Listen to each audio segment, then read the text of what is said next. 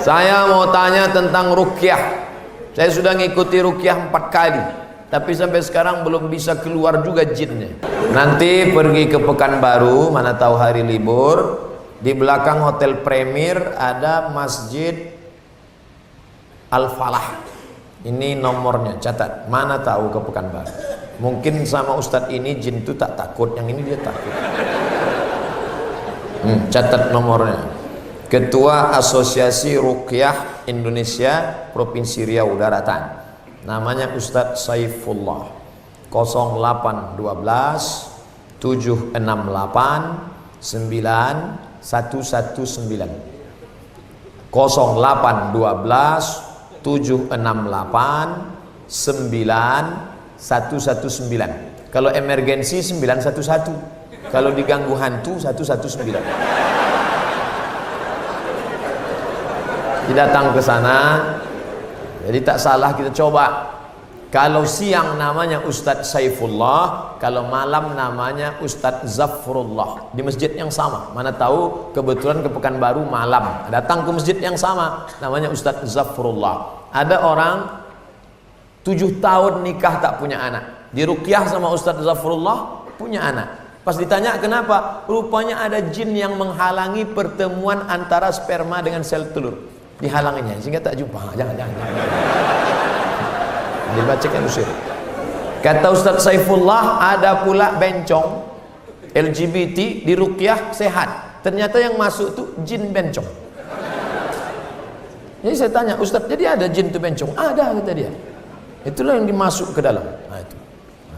Ustadz, udah di ruqyah 2-3 kali tetap juga sakit. Berarti tidak.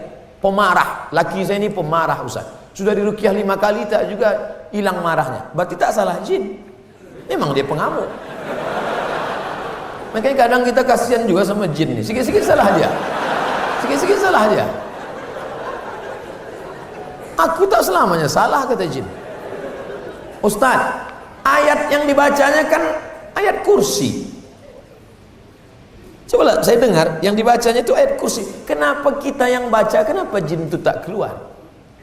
Ini bukan masalah pistolnya, tapi man behind the gun.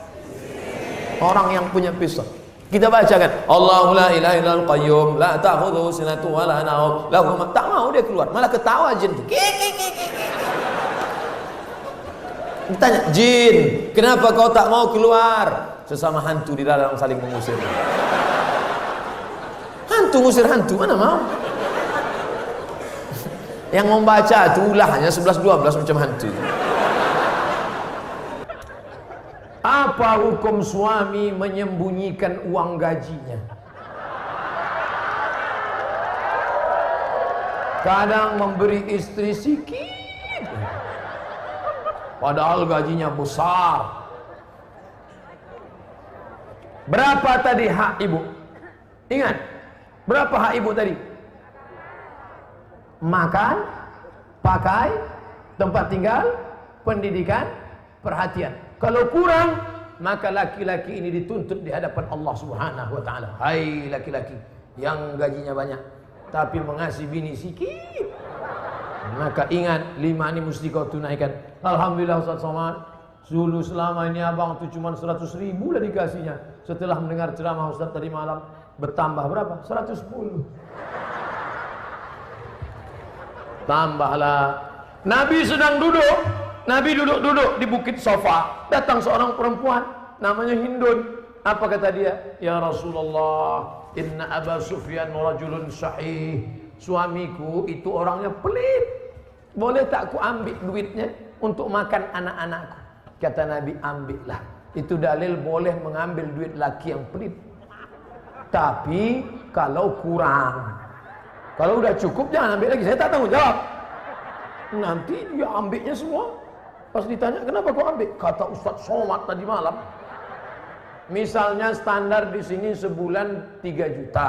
Laki cuman mengasih 1 juta. Maka ibu boleh ambil 2 lagi. Kenapa? Karena itu keperluan.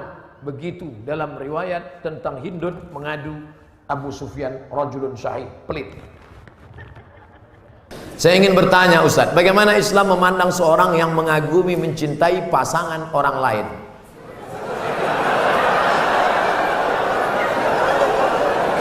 Bagaimana pula jika orang itu memiliki perasaan yang sama dengan kita?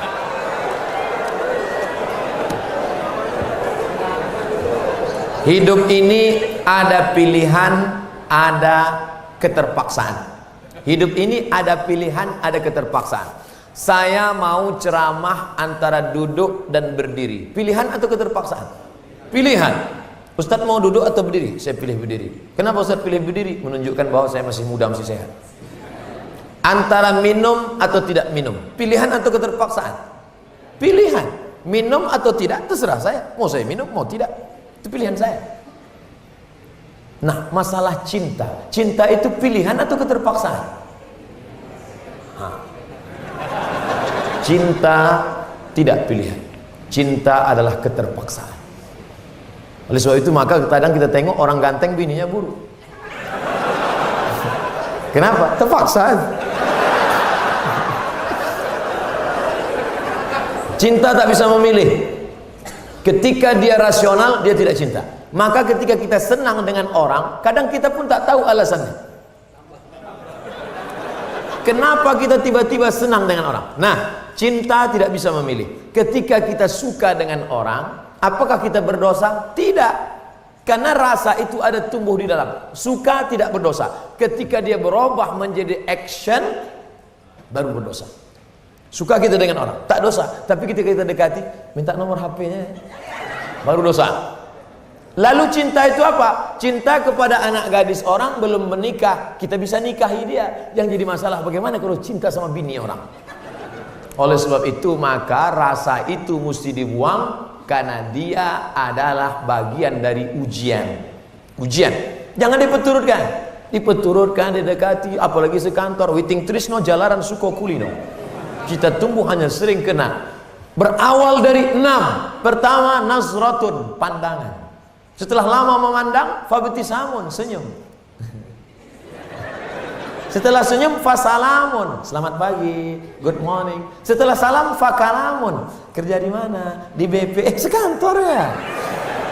Setelah fakalamun, famau'idun, janjian. Bisa ketemu kita nanti siang? Oke. Sukanya makan apa? Ayam panggang. Sana kalau gitu, iya. Faliqaun, pertemuan. Setelah pertemuan, bekerjalah setan, lalu kemudian makan bersama, makan siang. Apa kata orang Inggris? No free lunch. Tak ada makan siang yang gratis. Akhirnya terjadilah apa yang terjadi. Maka kalau ada bibit-bibit itu terasa di dalam, tekanlah dia, jangan lagi pandang, jangan diperturutkan. Itulah nilai jihad. Bukan jihad berdarah-darah melawan Belanda, tapi jihad hawa nafsu yang justru jauh lebih besar. Melawan meriam Belanda banyak orang tahan, meriam Belina payah.